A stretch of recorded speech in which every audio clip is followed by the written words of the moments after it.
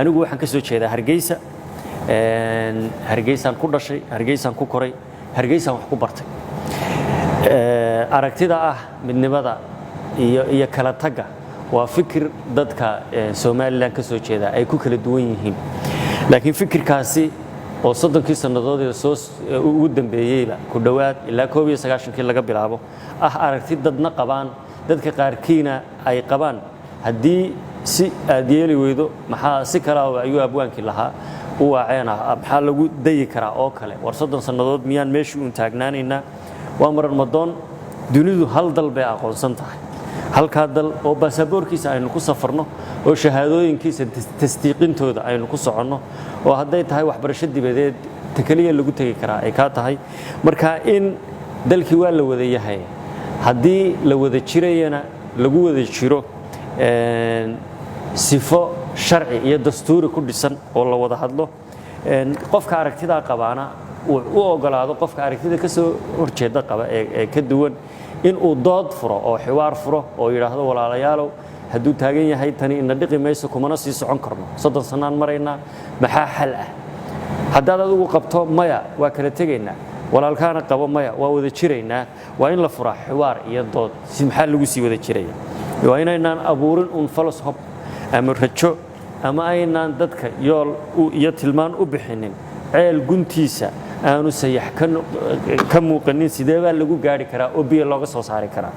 ta ay ku iman kartaa in biyo laga soo saarana waxa weeye kaliya in wada hadal dhab la wada galo la darder galiyo wada hadaladii u dhaxeeyay dawladda federaalka Soomaaliya iyo Somaliland ta isagoo ka duulaya madaxweyne Farmaajo waxa ka warqabteen in uu soo saaray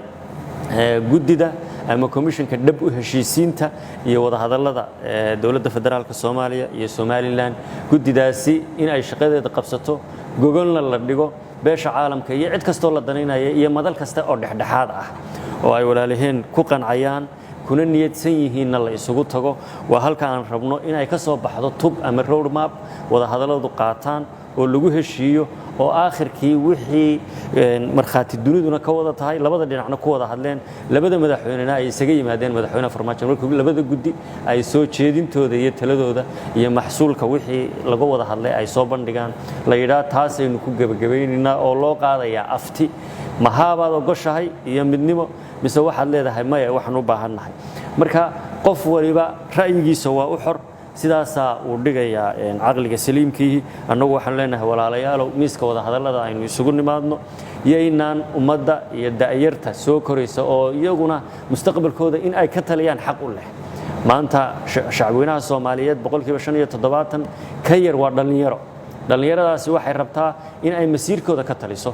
uma baahna in ay badaha ku dhamaadaan uma baahna in Liibiya uu magafa kaga ganacsado xaaladda ay ku sugan yihiin aynu aragno uma baahna in xabsiyada kale shaqo la'aan iyo fursad la'aan Soomaali meel kasta inuu joogno ama waqooyi ha noqoto ama koonfur ay ku idlaadaan waxay u baahan yihiin in laga taliyo xalkoodu muxuu yahay